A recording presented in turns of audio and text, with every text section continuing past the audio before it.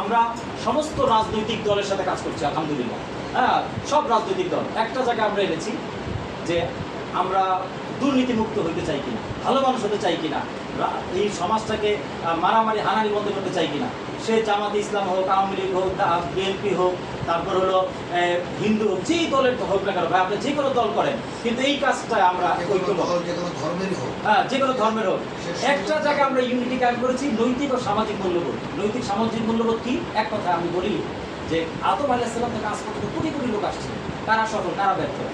এক কথাই বলি যে যার মধ্যে নৈতিক সামাজিক মূল্যবোধ তৈরি আছে তিনি সফল, আর যার মধ্যে নাই আল্লাহ তাকে ধ্বংস করে দিয়েছে। সে নবীর পত্নী, বিবি হোক, স্ত্রী হোক অথবা সন্তান হোক, আল্লাহ ধ্বংস করে দিয়েছে। আজকে কাবার ইমামের মধ্যে যদি নৈতিক মূল্যবোধ না থাকে আল্লাহ তাকে ধ্বংস করে দিবে। আজকের আমাদের বাংলাদেশের যিনি প্রধানমন্ত্রী হবেন তার যদি নৈতিক মূল্যবোধ না থাকে আল্লাহ তাকে ধ্বংস করে দিবেন।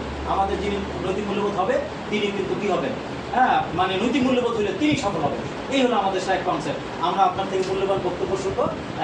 আমার যখন আপনি চেষ্টা করে বলবেন আমি এটা বন্ধ করে দেবো।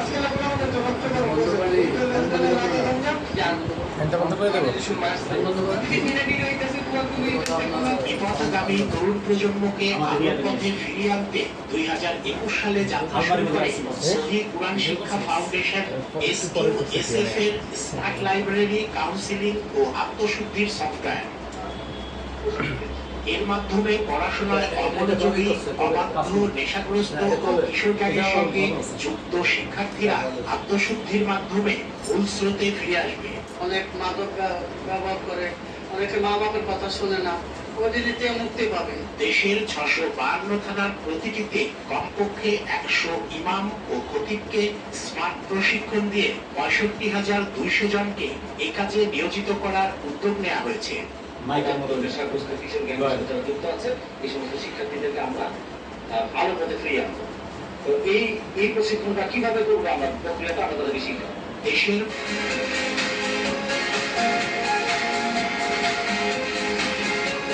560টি মডেল মসজিদ ও সাংস্কৃতিক কেন্দ্র, 5,000 শেখ রাসেল ডিজিটাল ল্যাব, ইসলামী ফাউন্ডেশনের সকল লাইব্রেরি, মসজিদ, বঙ্গবন্ধু মুক্তিযুদ্ধ কর্নার এবং সকল শিক্ষা প্রতিষ্ঠানে এসকিউএসএফ লাইব্রেরিকে যুক্ত করার দাবি জানান এর উদ্যোক্তা। প্রতি থানায় 100 করে ইমাম, শিক্ষক এবং অভিভাবকদের সমন্বয়ে যৌথভাবে আমরা এই কাজটা বাস্তবায়ন করতে চাই। উদ্যোগটি সফল করতে সরকারি বেসরকারি সহ অভিভাবক এবং সকল শ্রেণী পেশার মানুষের সহযোগিতা চান মুফতি আরিফুল ইসলাম। সরকারি বেসরকারি সহায়তা বগুড়া সংবাদ।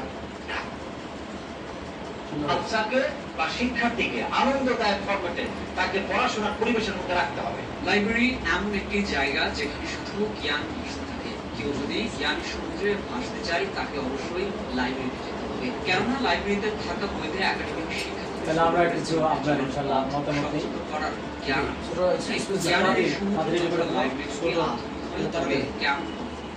তো স্যার এই যে লগ ইন করছি, হ্যাঁ জি আমি আপনার হোস্টেলে গিয়ে দিচ্ছি, আবার দিচ্ছি প্রথম দিচ্ছি জি স্যার আবার নেন।